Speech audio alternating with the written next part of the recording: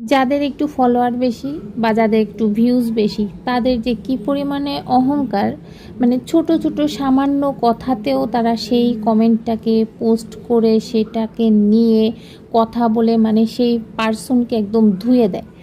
এই যেরকম কিছুদিন আগে দেখছিলাম একজন পোস্ট করেছেন, আমি নাম বলতে চাই না, তাকে একজন নাকি বলেছে, পাড়ার এক কাকিমা বলেছে, কী রে এত মোটা হয়ে যাচ্ছিস কেন। এটা একটা স্বাভাবিক ব্যাপার, আমাদের মা কাকিমারা বলেই থাকেন যে এত মোটা হয়ে যাচ্ছিস কেন। অ্যাকচুয়ালি তো একজন মোটা মানুষের রোগ ব্যাধি বেশিই হয়। তো যদি উনি বলতো যে মোটা হয়ে গেছিস কেন, বিশ্রী দেখাচ্ছে, এটা আমি বডি শেমিংয়ের ভেতরে ফেলতেই পারতাম, কিন্তু না, ওনার এটাই এত বেশি গায়ে লেগেছে যে উনি সেটা নিয়ে বিশাল একটা লম্বা পোস্ট করে ফেললেন।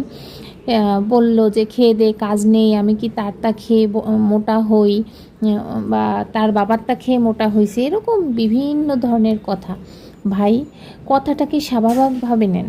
যেরকম উনি বলছে মোটা হয়ে যাচ্ছিস কেন, আমাদের মা কাকিমারা যারা আমাদের ভালোবাসে, শুভাকাঙ্ক্ষী, তারা অনেক সময় বলে যে মোটা হয়ে যাচ্ছিস কেন, আগে অনেক বেশি সুন্দর লাগতো যখন রোগা ছিলাম।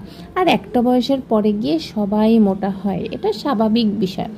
এখন স্বাভাবিক কথাটাকে যদি অস্বাভাবিকভাবে আপনি প্রেজেন্ট করেন, তাহলে আমার মনে হয় উল্টে আপনি ওই মানুষটার ভালোবাসাটাকে অশ্রদ্ধা করলেন এবং পাশাপাশি ওনাকেও অসম্মান করলেন। একজন একটা কথা ভালোবেসে বলল যে এত মোটা হয়ে যাচ্ছ কেন, সেটাকে যদি আপনি এত অস্বাভাবিকভাবে ধরেন, তাহলে বলবো যে আপনার মনের জটিলতা অনেক বেশি।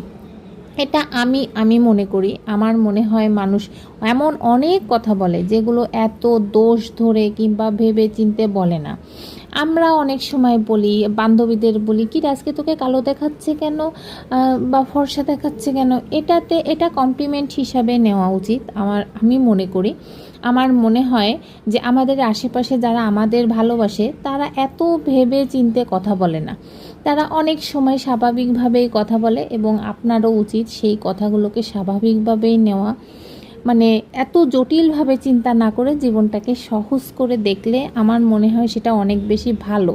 মানে সেটা আপনার জন্যও ভালো, আশেপাশের মানুষের জন্যও ভালো, আপনি মানসিক শান্তিতে থাকবেন, এবং আপনি যে কথা দিয়ে মানুষকে আঘাত করেন সেই আঘাত থেকে আশেপাশের মানুষও আর কি খানিকটা বাঁচে আর কি। হ্যাঁ, আমি শুধু এটুকুই বলতে চাই যে সব সময় সব কথাকে সহজভাবে নেবেন।